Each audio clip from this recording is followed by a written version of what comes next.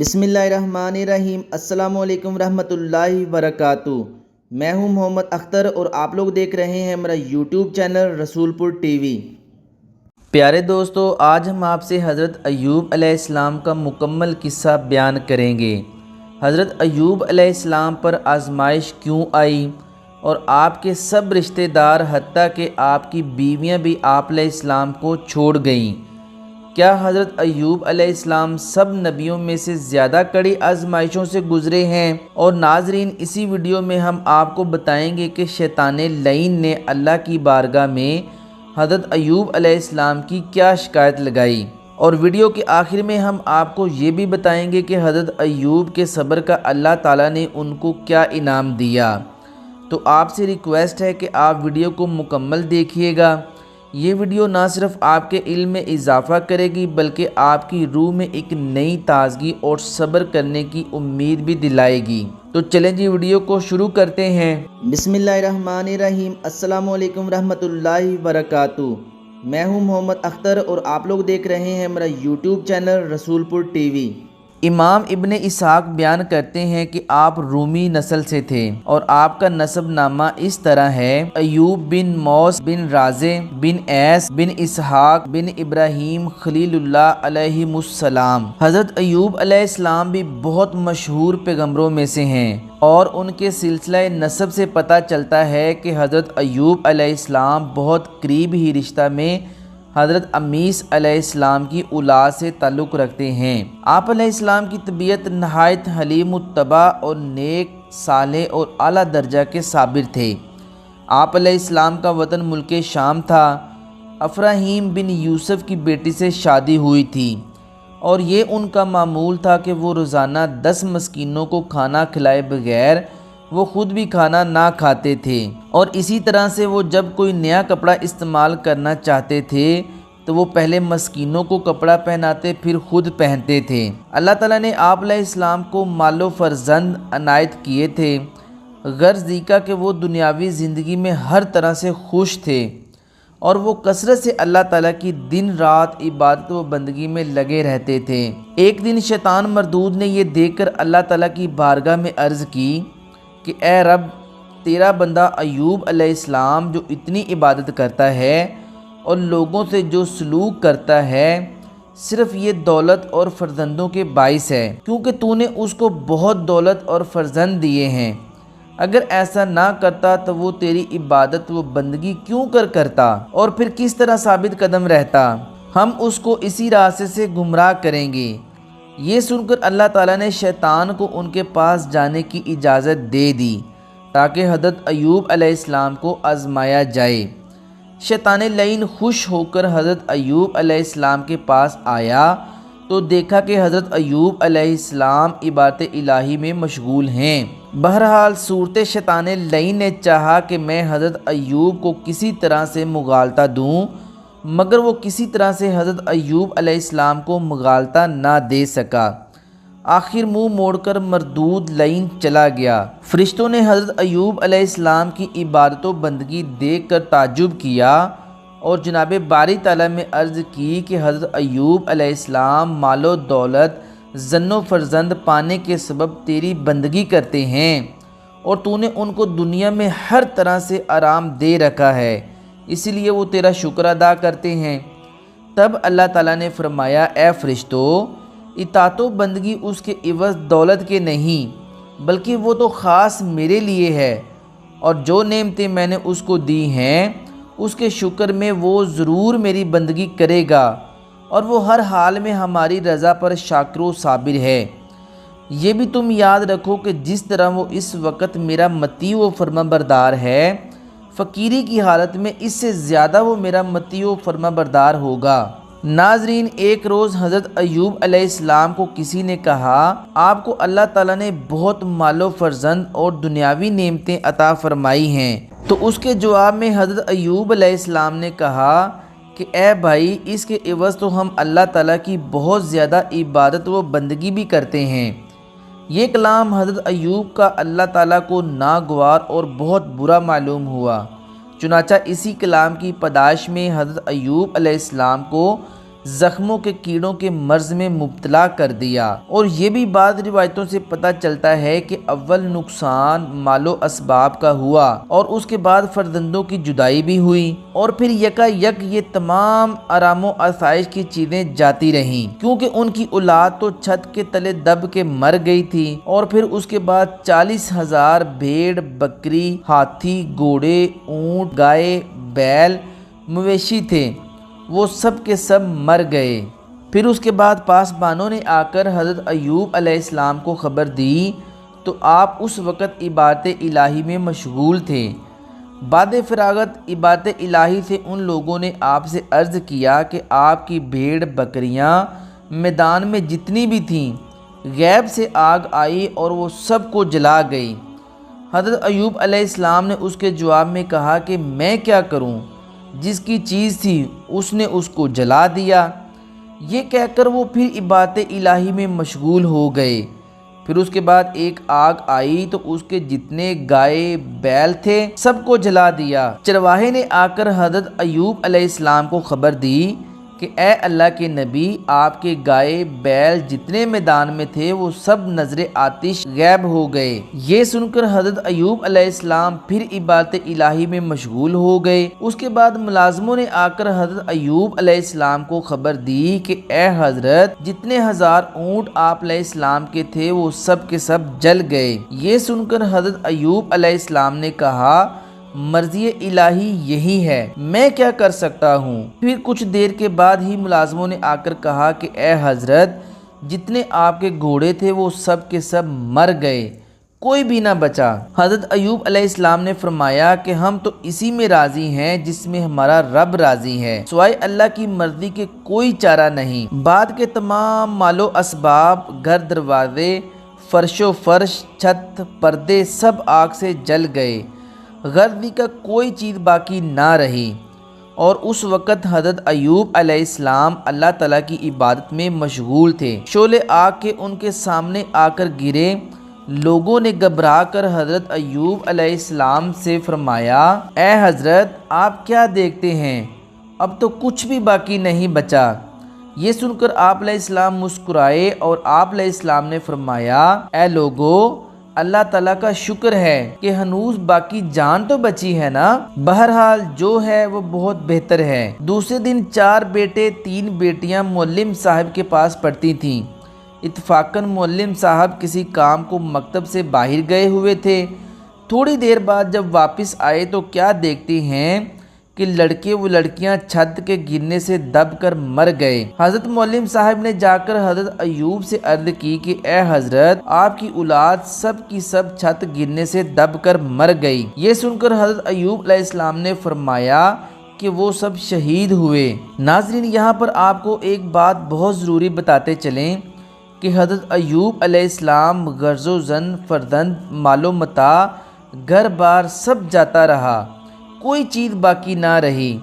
غم فرزندہ سے صبر کرتے اور اپنی بیوی کو سمجھاتے اور یہ کہتے تھے کہ صبر کشادگی کی کنجی ہے۔ پھر ایک ہفتہ کے بعد حالت نماز میں ہی ان کے جسم میں ایک پھپھولا پڑا اور پھر اسے زخم پیدا ہو گیا، یہاں تک کہ تمام بدن کا گوشت سڑ کے کیڑے پڑ گئے، اور باوجود اتنی سختی، تکلیف اور پریشانی کے پھر بھی اللہ کی عبادت و بندگی میں سستی نہ کرتے تھے، بلکہ اور زیادہ عبادت میں مصروف رہتے، اور اسی حالت میں درجہ بدرجہ خرابی ہوتی گئی کہ ایک ہی جگہ پر پڑے رہتے تھے، اٹھنے بیٹھنے ہلنے جلنے کی طاقت نہ تھی۔ اسی طرح 4 برس تک زی فرش رہے، یہاں تک کہ آنکھوں میں بھی کیڑے پڑ گئے تھے۔ خویش و اقربا، اپنے بیگانے محلے والے ان سے نفرت کرنے لگے، سب رشتہ دار چھوٹ گئے۔ آپ علیہ السلام کی 4 بیویاں تھیں، وہ بھی متعلقہ ہو گئیں۔ صرف ایک بیوی جس کا نام رحیمہ تھا، وہ بہت نیک بخت تھی، وہ ہر وقت حضرت ایوب علیہ السلام کی خدمت کیا کرتی تھی، اور انہوں نے حضرت ایوب سے کہا کہ جس طرح میں آپ کی صحت و تندرستی میں اور دولت و نعمت کھانے پینے میں شریک حیات تھی، اب اس مصیبت میں بھی انشاءاللہ ہر وقت آپ کی شریک حیات رہوں گی اور آپ کی خدمت جہاں تک ہو سکے گی کروں گی۔ اور جو کچھ رنج و مصیبت ہوگی اس کو برداشت کروں گی، اور مجھے امید ہے کہ آخرت میں میری نجات کا سبب ہوگا۔ اسی پریشانی و مصیبت میں 7 برس گزرے۔ ایک حدیث میں آیا ہے کہ حضرت ایوب علیہ السلام کو اسی مرض میں تقریباً 18 سال گزرے، یعنی ان کے تمام بدن کے زخموں میں کیڑے پڑ گئے تھے اور ان زخموں کی بدبو کی وجہ سے محلہ میں نہیں رہ سکتے۔ پیارے دوستو، یہاں پر آپ کو ایک بات بتانا بہت ہی ضروری ہے۔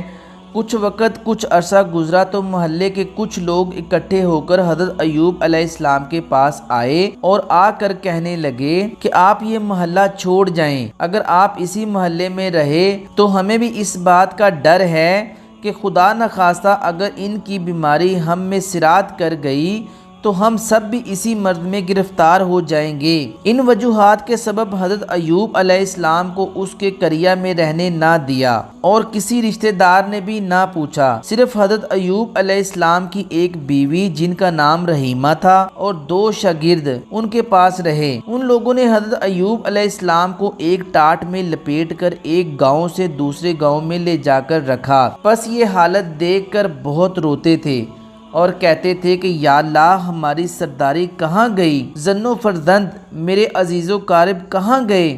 آج کوئی کام نہیں آتا مگر صرف تو ہی میرا مالک اور رحم کرنے والا ہے۔ یہ خرابی میرے اندر ہے کہ لوگ اپنے گاؤں سے مجھے دور کرتے ہیں۔ پھر وہاں سے اٹھا کر تیسرے گاؤں میں رکھا تو وہاں کے لوگوں نے جب حضرت ایوب علیہ السلام کو دیکھا تو نفرت کرنے لگے اور پھر اپنے گاؤں سے بھی نکال دیا۔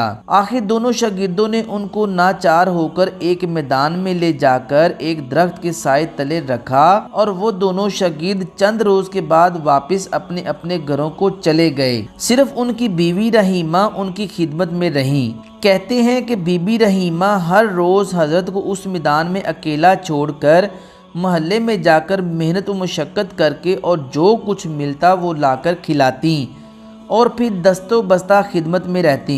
ایک دن کا ذکر ہے کہ آپ علیہ السلام کی بیوی رحیمہ اپنی عادت کے موافق گاؤں میں نکل گئیں کہ کچھ محنت و مشقت کر کے اپنے معذور شوہر کو کھلائیں۔ اس دن ان کو کسی نے بھی مزدوری میں نہ بلایا۔ آخر شام کے وقت نہایت حیران پریشان مایوس ہو کر اپنے دل میں کہنے لگیں کہ آج خالی ہاتھ کس طرح شوہر کے پاس جاؤں گی اور ان کو کیا کھلاؤں گی؟ خدایا آج مجھ کو کہیں سے کچھ دے۔ یہ کہہ کر وہ ایک کافرہ عورت کے پاس گئیں۔ سوال کیا کہ اے بی بی، مجھ کو آج کھانے پکانے کو کچھ نہیں ملا ہے، تم مجھ کو کچھ دے دو تاکہ میں اپنے شوہر کی جا کر خبر لوں، کیونکہ وہ شدید مرض میں مبتلا ہے۔ اس کو کھلاؤں گی، جو کل مزدوری ہوگی اس میں ادا کر دوں گی۔ وہ کافرہ عورت بولی کہ کل میرا کچھ کام نہیں ہے مگر تیرے سر کے بال مجھ کو بہت پسند آئے ہیں، تھوڑے سے کاٹ کر مجھ کو دے جا، تب تجھ کو کھانے کے لیے کچھ دے دوں گی۔ بی بی رحیمہ یہ سن کر رو پڑیں اور نہایت عاجزی و انکساری سے کہنے لگیں، اے بی بی، اس بات سے مجھ کو معاف رکھ، میرا شوہر بہت زیادہ بیمار ہے، اس میں کچھ بھی طاقت نہیں، بجائے کہ وہ عصا کے چلے میرے بالوں کو پکڑ کر نماز کے لیے اٹھتا اور بیٹھتا ہے۔ آخر بہت سمجھایا لیکن اس کافرہ عورت نے ایک بات بھی نہ مانی اور بی بی رحیمہ نے نہ چاہ کر اپنے سر کے بال کاٹ کر اس کافرہ عورت کو دے دیے اور پھر اس کافرہ عورت سے اپنے شوہر کے واسطے کھانے کو لائیں۔ حضرت ایوب علیہ السلام کی بیماری جو تھی وہ ان کے اوپر اس طرح حاوی ہو گئی تھی کہ امام سدی رحمت اللہ تعالی علیہ فرماتے ہیں کہ آپ کے جسم سے گوشت جڑ گیا تھا، صرف ہڈیاں اور پٹھے باقی رہ گئے تھے۔ آپ کی زوجہ محترمہ راکھ لا کر آپ کے نیچے ڈالتی تھیں۔ جب ایک طویل عرصہ اسی حال میں گزر گیا تو انہوں نے عرض کیا، اپنے رب سے دعا کیجئے کہ وہ آپ کی مصیبت دور کر دے۔ آپ نے فرمایا، میں نے 70 سال صحت کی حالت میں گزارے ہیں تو کیا مجھے اللہ کے لیے 70 سال صبر نہیں کرنا چاہیے؟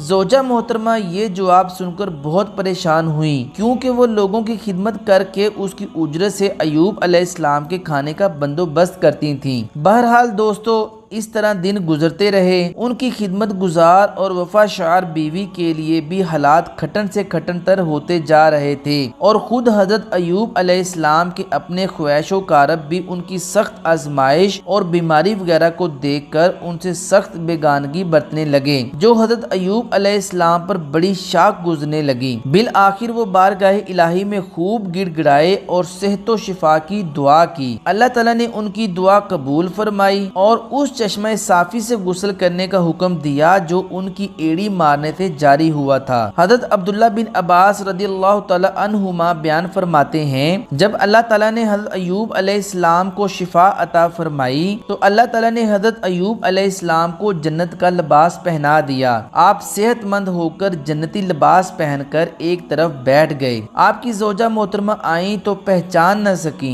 बोली, ए अल्लाह के बंदे, यहाँ जो बीमार था वो कहाँ गया? कहीं उसे भेड़िए तो उठाकर नहीं ले गए? उन्होंने इस तरह की कई बातें की तो आपने फरमाया, तेरा भला हो, मैं ही अयूब हूँ। उन्होंने कहा, मुझसे क्यों मजाक करते हैं? आपने फरमाया, तेरा भला हो, मैं ही अयूब हूँ। अल्लाह ने मुझे मेरा सही जिस्म दोबारा दे दिया है। हजरत इब्ने अब्बास रदियल्लाहु तआला अन्हुमा बयान करते हैं कि अल्लाह ताला ने आपको वही माल वही बच्चे दोबारा दे दिए जो ले लिए थे और उस कदर मजीद भी अनायत फरमाए। वहब बिन मनबा रहमतुल्लाह तआला अलैह फरमाते हैं कि अल्लाह ताला ने आपकी तरफ वही नाजिल फरमाई, मैंने तुझे तेरे अहलो अयाल और माल दोबारा दे दिए हैं और साथ इतने ही और दे दिए हैं। अब उस पानी से गुस्ल कर ले, तुझे शिफा हो जाएगी और अपने साथियों की तरफ से कुर्बानी पेश कर और उनके लिए मगफिरत की दुआ कर, क्योंकि उन्होंने तेरे मामले में मेरी नाफरमानी की है। लेकिन सही बात यह है कि अल्लाह ताला ने उनके बदले में और अहलो अयाल अता किए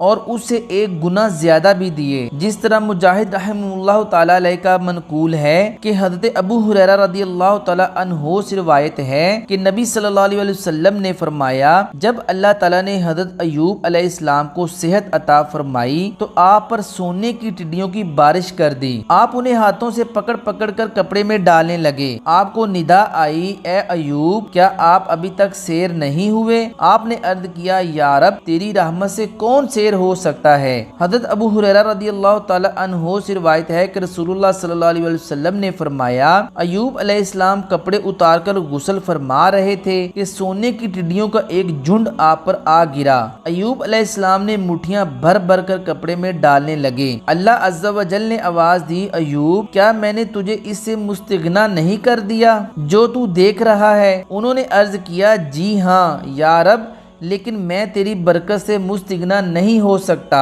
प्यारे दोस्तों, आपने सुना और देखा, हजरत अयूब अलैहिस्सलाम ने सब्र का दामन नहीं छोड़ा और अल्लाह ताला का हर हाल में सब्र और शुक्र किया है। अल्लाह ताला से दुआ है कि हमें भी हर मुश्किल वक़्त में, हर मुश्किल घड़ी में सब्र का दामन ना छोड़ने की तौफीक अता फरमाए। प्यारे दोस्तों, कैसी लगी आपको हमारी आज की ये वीडियो? कमेंट सेक्शन में अपनी राय का इजहार ज़रूर कीजिएगा। आपकी राय हमें आइंदा मज़ीद बेहतर मवाद पेश करने में मदद देती है। प्यारे दोस्तों, अगर आप चाहते हैं कि ये सच ज़्यादा से ज़्यादा लोगों तक पहुँचे तो इस वीडियो को ज़्यादा से ज़्यादा लोगों तक शेयर ज़रूर कीजिएगा। ये थी हमारी आज की वीडियो। हम उम्मीद करते हैं कि आपको हमारी आज की ये वीडियो ज़रूर पसंद आई होगी। अगर आपको हमारी आज की ये वीडियो पसंद आई है तो आपसे गुजारिश करते हैं कि आप हमारे चैनल को ज़रूर सब्सक्राइब कर लें और साथ ही लगे बेल के बटन को भी प्रेस कर लें ताकि आपके पास हमारी आने वाली मज़ीद मालूमाती वीडियोज़ का नोटिफिकेशन बर वक्त मिलता रहे। सब्सक्राइब के साथ साथ हमारी वीडियोस को लाइक भी करें और अपनी कीमती राय का इजहार कमेंट सेक्शन में ज़रूर करें। कमेंट्स में आप अपने सवालात भी हम तक पहुंचा सकते हैं। अल्लाह ताला आप सबको अपने हिफ्ज़ ईमान में रखे। अपना और अपने साथ वालों का बहुत ज़्यादा रखिएगा ख्याल। अगली वीडियो तक के लिए इजाज़त दीजिए। खुदा हाफिज़।